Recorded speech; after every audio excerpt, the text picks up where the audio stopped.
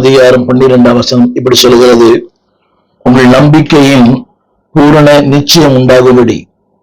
இந்த எறும்புகள் தாங்கள் செய்கிற அந்த வேலையில நிச்சயம் இருக்கிறது.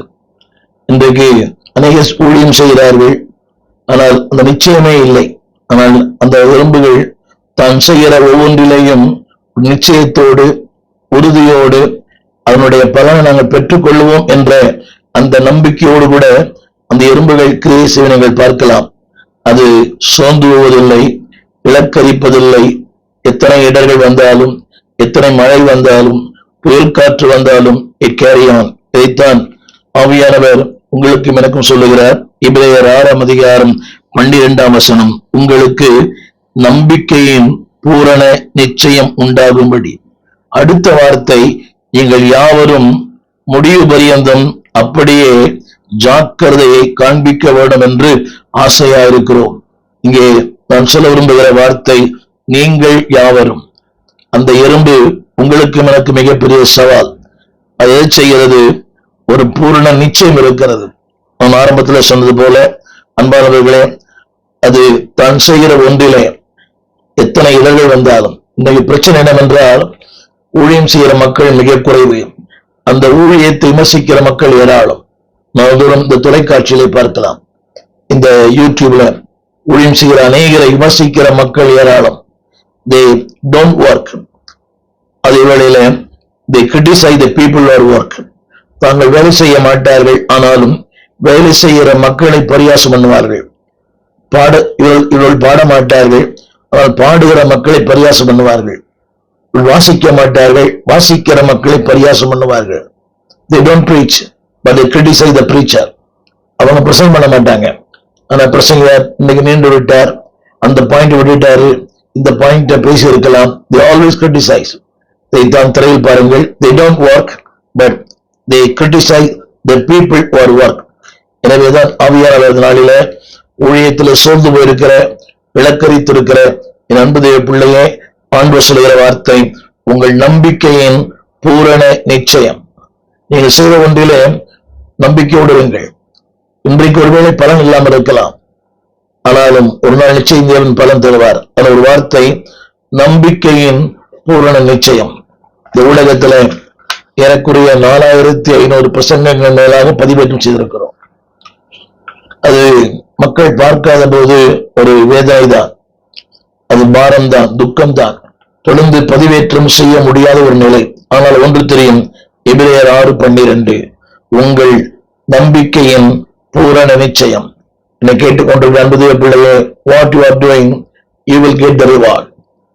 தம்பேதம் சொல்லுகிறது, அதுல ஒரு நிச்சயம் இருக்கிறது. ஊழியம் செய்ய தேவ பிள்ளையே, சோர்ந்து போயிருக்கலாம், இலக்கரித்திருக்கலாம்.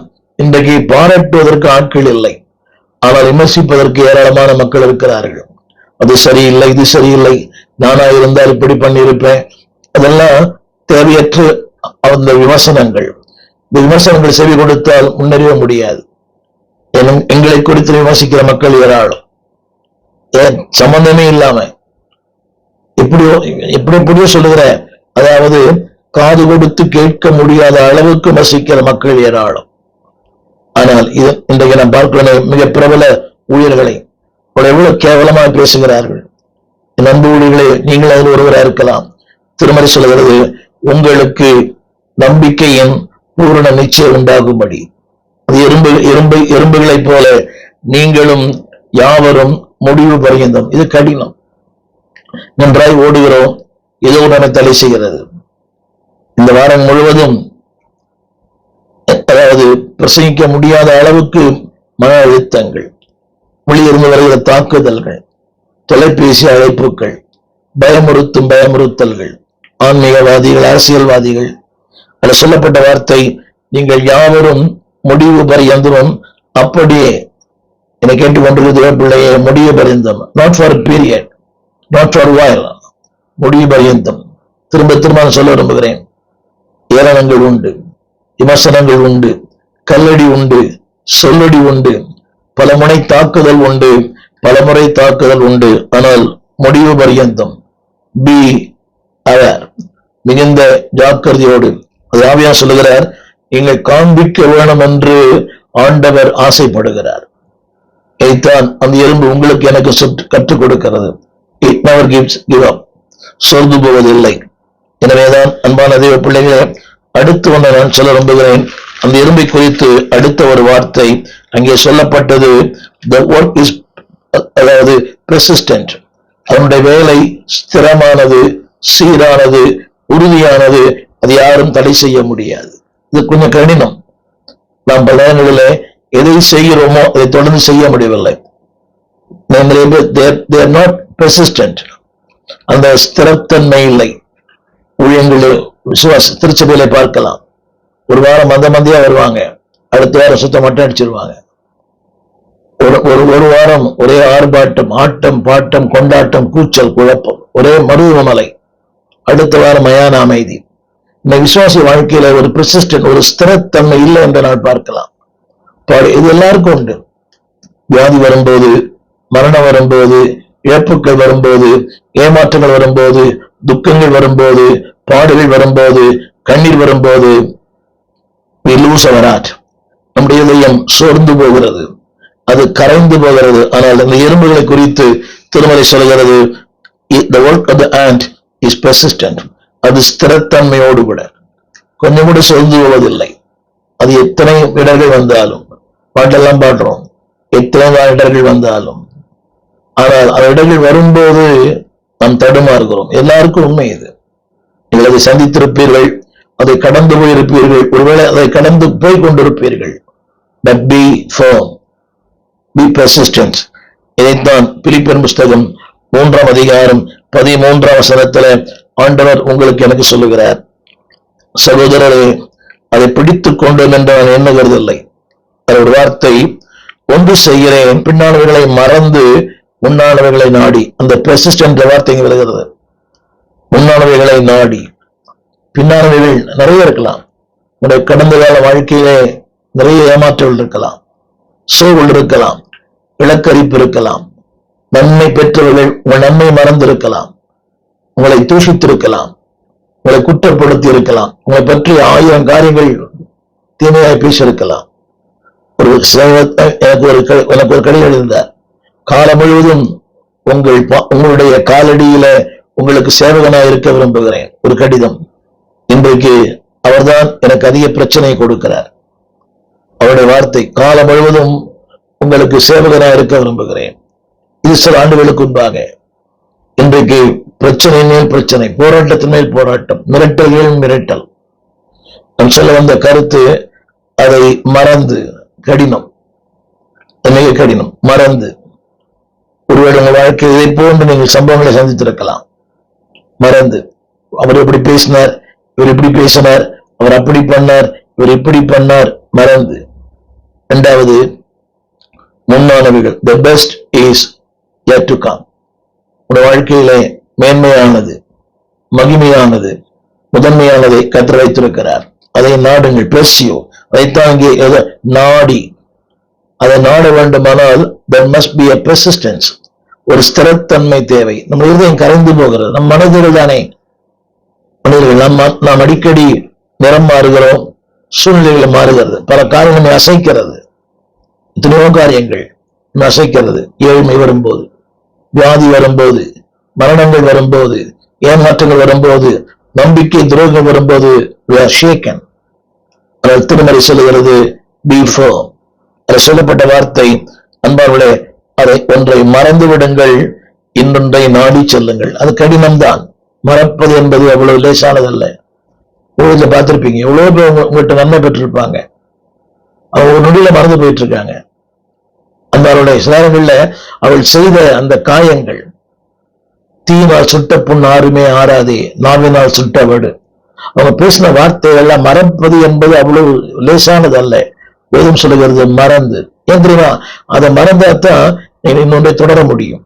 இதை கேட்டுக்கொண்டிருக்கிற அன்பு ஊழியர்களே, மறந்து விடுங்கள். அது கடினமானது. தேவ கிருபை உங்களை தாங்க ஜெபிக்கிறேன். அதை மறந்து, தூக்கத்தை கூட அதுதான் வருது. நம்ம தூங்கும் போது கூட அவங்க சொன்ன வார்த்தை தான் இந்த காதல வருது. தேவன் சொன்ன வார்த்தை மறந்து போகுது. ஆனால் அவள் சொன்ன வார்த்தை எதிரொலித்துக் கொண்டே இருக்கிறது. Try to forget. மறக்க முயற்சியுங்கள். அப்படி அப்படி மறக்க முயற்சித்தால்தான் ஒன்றை நீங்கள் நாடி செல்ல முடியும். The best is yet on your way. மேலான மகிமையான ஒன்றை உங்களுடைய பாதையிலே கர்த்தர் வைத்திருக்கிறார். சோர்ந்து போக வேண்டாம். எனவேதான் அதனுடைய இன்னொரு கருத்தை சொல்ல விரும்புகிறேன். impossible to stop when the food is found.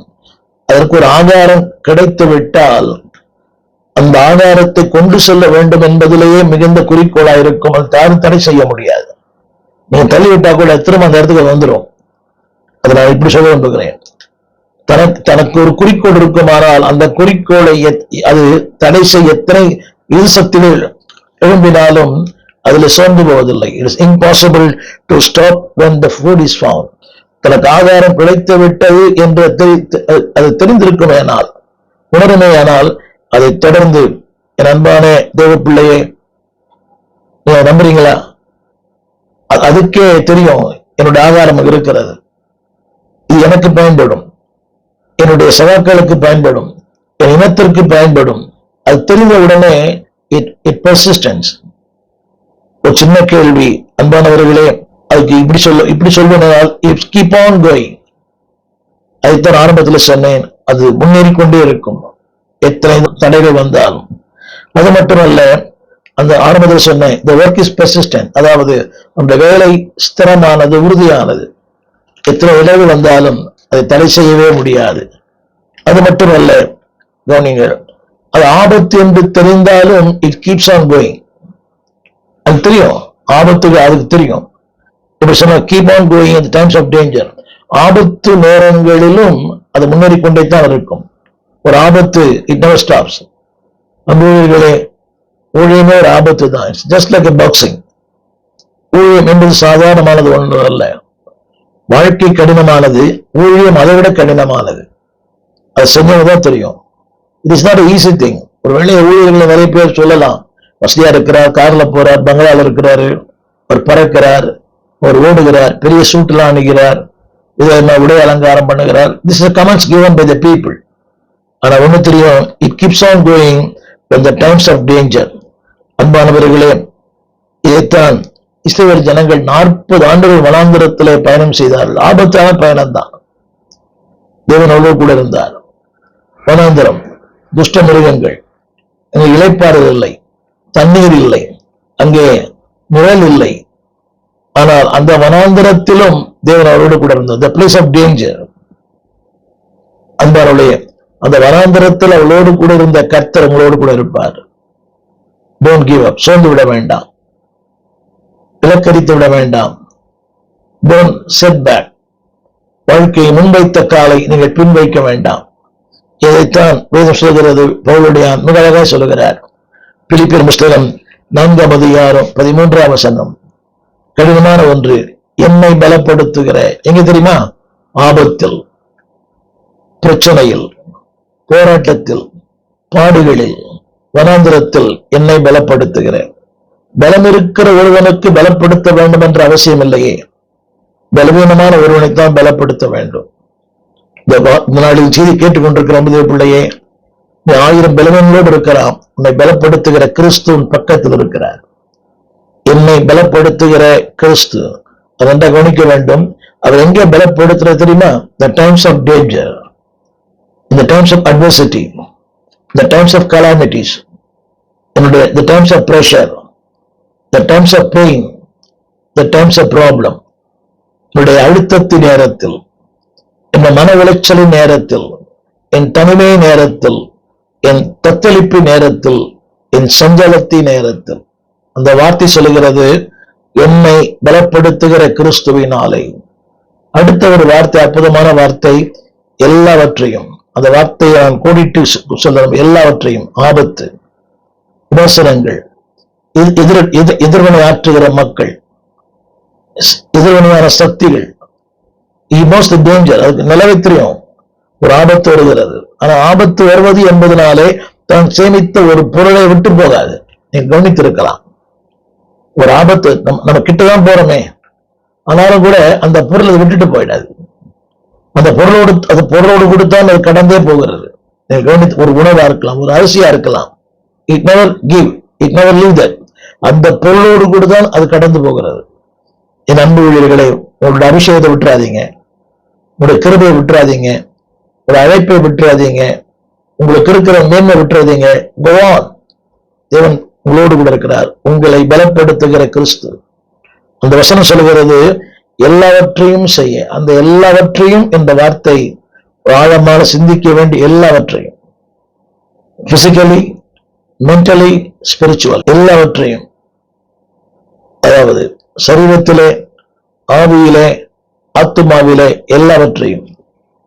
அந்த பலனுண்டு என்ற வார்த்தை அவர் உங்களுக்கு பலன் தருகிறார். இங்க நான் சொல்ல வந்த குறிப்பு, ஐ காண்ட். நான் அடிக்கடி சொல்றேன், என்னால முடியாது, என்னால முடியாது, என்னால முடியாது, என்னால முடியாது. உங்களால முடியும். உலகத்திலே சொல்றாங்க, உன்னால் முடியும் தம்பி. ஒரு உலக மனிதன் சொல்ல முடியுமானால், ஆவிக்குரிய நீங்கள், அபிஷேகம் பெற்ற, அழைக்க பெற்ற, மீட்கப்பட்ட, தேவனால் முன்குறிக்கப்பட்ட நீங்கள் அதை செய்ய முடியும். அதைத்தான் இங்கே அதை சொல்கிறது. It keeps on going by the times of dangers. ஆபத்து நேரங்களிலும் அது முன்னேறி கொண்டு தான் இருக்கிறது. ஒரு சின்ன ஜெபம் பண்ணுவீங்களா? தேவனே, ஆபத்தில் அரும்பெரும் துணையே, பாதைக்கு நல்ல தீபம் இதே. இதுதான் என் வாழ்க்கை 70ஆம் ஆண்டு இந்த வார்த்தை, இந்த பாட்டை என்னை மாற்றி. இதைத்தான் ரோமர் 8:31 இப்படி சொல்லுகிறது. இவைகளை குறித்து நாம் என்ன சொல்லுவோம்? அந்த வார்த்தை இப்படி சொல்லுகிறது, தேவன் நம்முடைய பட்சத்தில் இருந்தால். அந்த எறும்பின் பட்சத்தில் இருக்கிறாரோ இல்லையோ, அந்த எறும்புக்கு தைரியம் இருக்கிறது. அது சொல்லப்பட்ட வார்த்தை, எனக்கு விரோதமாய் இருப்பவன் யார்? தேவன் என் பட்சத்தில் இருந்தார். தேவன் என் பட்சத்தில் இருக்கிறார், உங்களுடைய வலது பக்கத்தில் இருக்கிறார். 23ஆம் சங்கீதம் சொல்லப்பட்ட வார்த்தை தமிழ்ல, கர்த்தர் மேய்ப்பரா இருக்கிறார், நான் தாழ்ச்சி அடையேன். அவர் என்னை புல்லுகளிடங்களில் மேய்த்து அமர்ந்த தண்ணீரங்களை கொண்டு போய் விடுகிறார். அது ஆங்கிலத்தில் விடப்பட்டிருக்கிறது. Under me green patches, besides me still water, before me there's a table, after me mercy and goodness, above me there is anointing.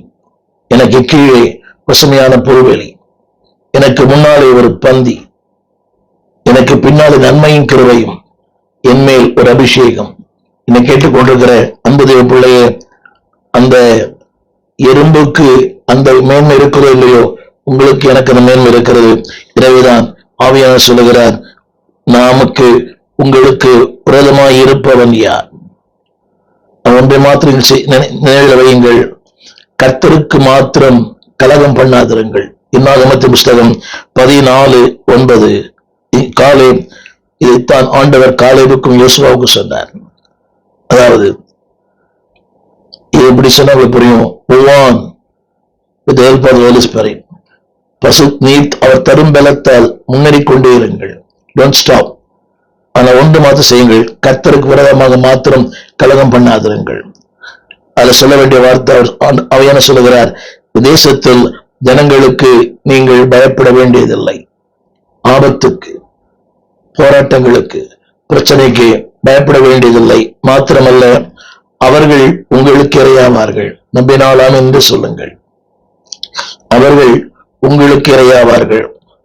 அவர்களை காத்த நிழல் அவரை விட்டு விலகி போயிற்று. மனித பலன், அரசியல் பலன், செல்வ பண பலன் எல்லாம் விலகி போயிடும். வேதம் சொல்கிறது, எவ்விதத்திலும் நீங்கள் அந்த வசனத்துல விலகி போயிற்று.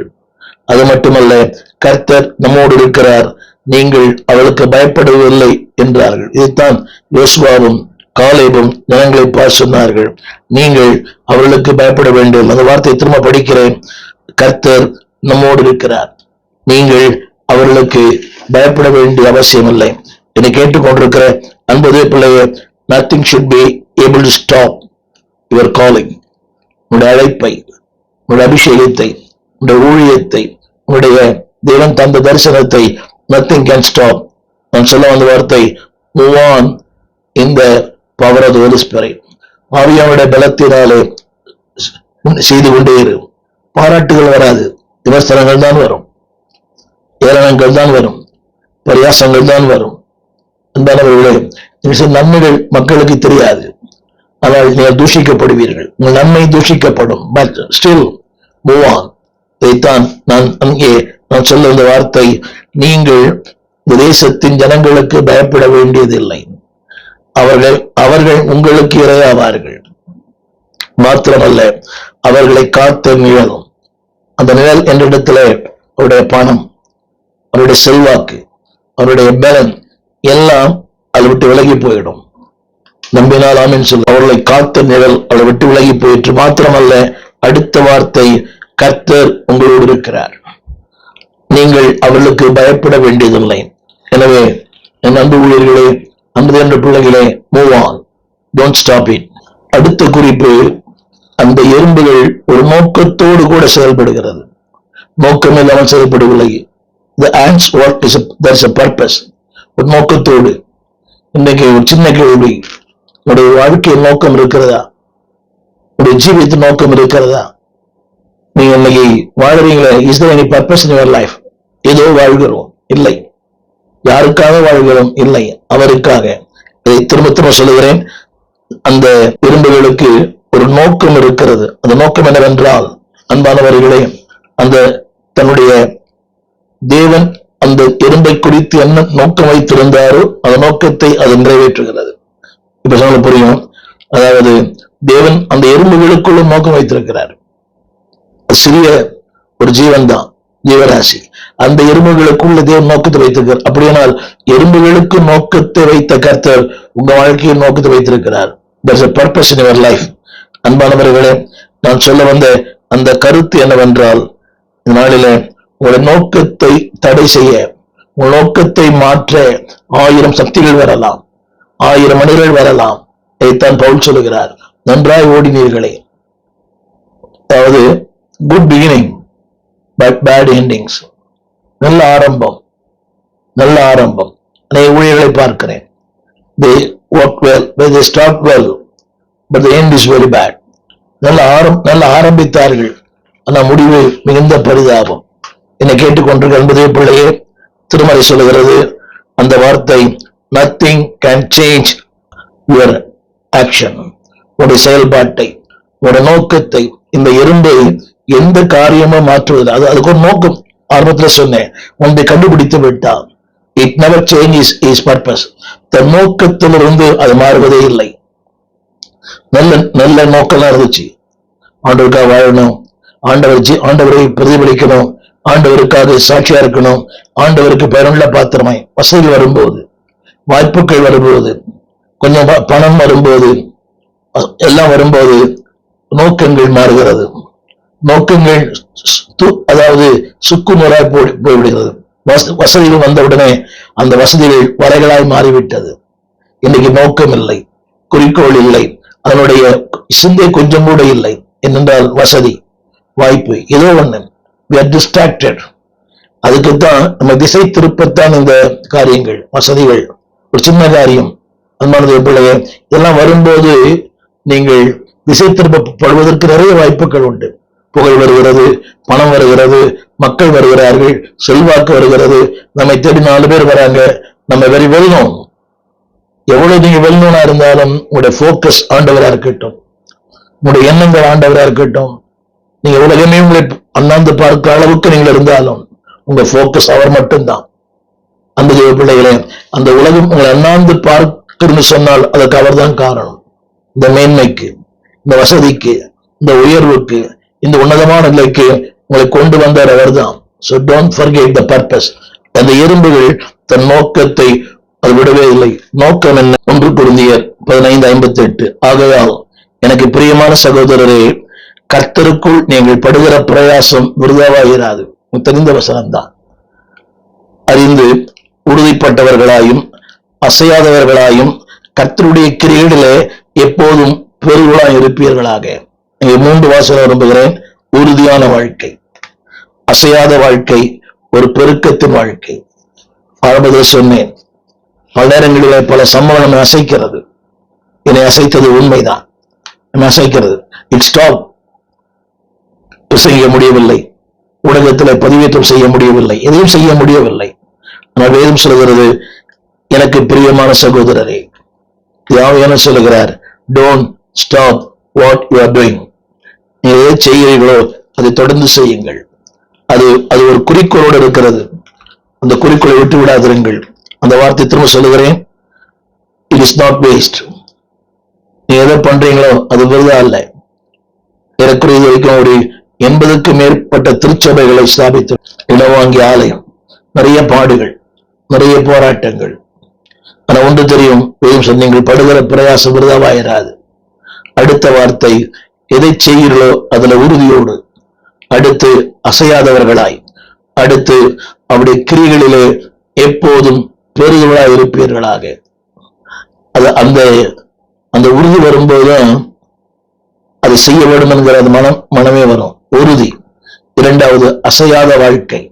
மூன்றாவது செய்கிற ஒன்றிலே இன்னும் அதிகப்படியாய். இது கடினமானது. எதை செய்யல அது அந்த கிரியைகளிலே இதை பதிவேற்றம் பண்ணுகிறோமே, இதை பதிவேற்றம் பண்ணுகிறோம். இதற்கு பின்னணியாக பல பேர் வேலை செய்கிறார்கள்.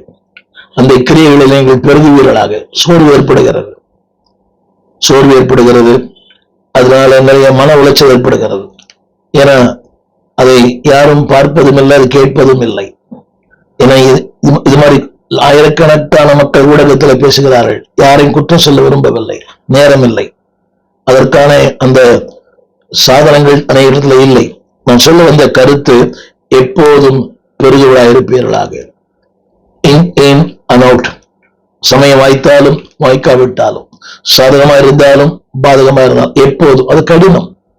சில நேரங்களில் நம்முடைய பெருக்கம் வருகிறது, ஒரு இன்ட்ரெஸ்ட் வருது, ஒரு வேகம், ஒரு ஆசை, விருப்பம், ஒரு நான் ஸ்டாப். ஆனா திடீர்னு ஒரு பிரேக். திருமறை சொல்கிறது, எப்போதும். அன்பானவர்களே, அந்த வார்த்தை நீங்கள் அதை அறிந்து கொண்டு, இது விருதா அல்ல, இது வீணானது அல்ல, இது பயனற்ற ஒன்று அல்ல. அடிக்கடி உள்மனம் சொல்கிறது, என்ன பிரயோஜனம், என்ன பிரயோஜனம்? கூவி கூவி பேசுகிறோம், கத்தி கத்தி பேசுகிறோம், என்ன பிரயோஜனம்? இல்லை. A day will come. திருமறை சொல்கிறது, விருதாவாய் இராது என்று அறிந்து. என்னை கேட்டுக்கொண்டிருக்கிற அன்பு ஊழியர்களே, அன்பான பெற்றோர்களே, அன்பான திருச்சபையிலே பல காரியங்களை செய்கிற தெய்வ பிள்ளைகளே, what you are doing is not waste. நீங்கள் செய்கிற ஒன்று விருதா அல்ல. அது மட்டுமல்ல, அது உங்கள் வாழ்க்கையில ஒவ்வொரு நாளும் ஒரு பலனை தரும். Every seed has a deed. நீங்கள் செய்கிற ஒவ்வொன்றிலுமே ஒரு மாபெரும் பலன். அந்த எறும்புக்கு இருக்கிற அந்த ஒரு நோக்கம், உங்களுக்கு எனக்கும் ஒரு நோக்கம் இருக்க வேண்டும். 15:58 சொன்னேன். 58 அந்த நோக்கம் என்னவென்றால் 4 காரியங்களை சொல்லுகிறேன். Number 1 praying, number 2 giving, number 3 witnessing. அப்படி சொன்னா புரியும். அந்த அன்பர்களே, witnessing the Lord, worship the Lord. இங்கே சொல்ல இந்த வார்த்தை, pray, don't stop, give, don't stop. அடுத்து அன்பானவர்களே, witnessing. இதைத்தான் வேதம் திருமறை சொல்லுகிறது. அன்பானவர்களே, ஆத்துமாதாயம் செய்ய ஞானம் உள்ளவர்கள், அவர்கள் என்றென்றைக்கும் அவர்கள் பிரகாசிப்பார்கள். So don't stop your witnessing, don't stop your giving, don't stop your praying. பல நேரங்களில் சோர்வுகள் வரலாம், ஏமாற்றங்கள் வரலாம். ஆனால் வேதம் சொல்கிறது, அன்பானவர்களே, ஒரு நாளும் அதில் நீங்கள் நின்று விட வேண்டாம், பெருங்குங்கள். இதைத்தான் அந்த எறும்புக்கு கூட அந்த நோக்கம் இருக்கிறது. நோக்கம் மட்டுமல்ல, இட் ஹஸ் a wisdom. அந்த எறும்புக்கு இருக்கிற ஞானத்தை நீங்கள் பார்க்கலாம். அந்த எறும்புக்கு இருக்கிற ஞானம். எனவேதான் இந்த தலைப்பு, எறும்பு கூறும் சத்தியங்கள். அந்த எறும்பினுடைய அந்த காரியம் என்னவென்றால், it make provision for the life. தன் ஜீவனுக்கு என்ன தேவையோ அதை சேர்த்து வைக்கிறது. அதுதான் திருமறை அடிக்கடி சொல்லுகிறது, தன் ஜீவனுக்கு என்ன தேவையோ. எனவேதான் அன்பானவர்களே, எனவேதான் சங்கீதக்காரன் சொல்கிறான், கர்த்தர் மேய்ப்பரா இருக்கிறார், நான் தாழ்ச்சி அடைய. உன்னோட கருத்து என்னவென்றால், மனம் போல வாழ்வேன், விருப்பம் போல வாழ்வேன், அப்படி அல்ல. கர்த்தர் மேய்ப்பரா இருக்கிறார், எனக்கு ஞானம் கொடுத்திருக்கிறார். ஐ வில் ஏர்ன், வாழ்வேன், உழைப்பேன், சம்பாதிப்பேன், சேமிப்பேன், அநேகருக்கு பிரயோஜனமா இருப்பேன். கர்த்தர் மேய்ப்பரா இருக்கிறார், நான் தாழ்ச்சி அடையேன். அதாவது it is not idle position, it is an active position. நான் சோம்பேறியா இருப்பேன் அப்படி அல்ல அர்த்தம். என் மேய்ப்பரா இருக்கிறார், உழைப்பேன், சம்பாதிப்பேன், சேர்த்து வைப்பேன். நான் தாழ்ச்சி என்பது என் வாழ்க்கையில் இல்லை. இன்றைக்கு தாழ்ச்சிக்கு பல காரணங்கள் உண்டு. என்ன காரணம் என்றால் உழைப்பதில்லை. எவ்வளவு ஜெபம் முக்கியமோ அது போல உழைப்பு முக்கியம். Work and also fry. நிறைய பேர் இன்னைக்கு அப்படி இப்படி வைக்கிறாங்க. எல்லாம் பார்த்துக் கொள்வார், உண்மைதான்.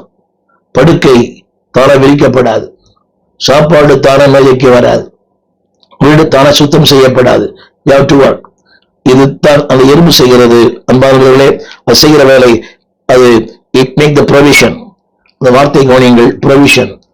Not only provision, it prepares. அதற்கு தன்னை ஆயத்தம் பண்ணிக் கொள்ளுகிறது.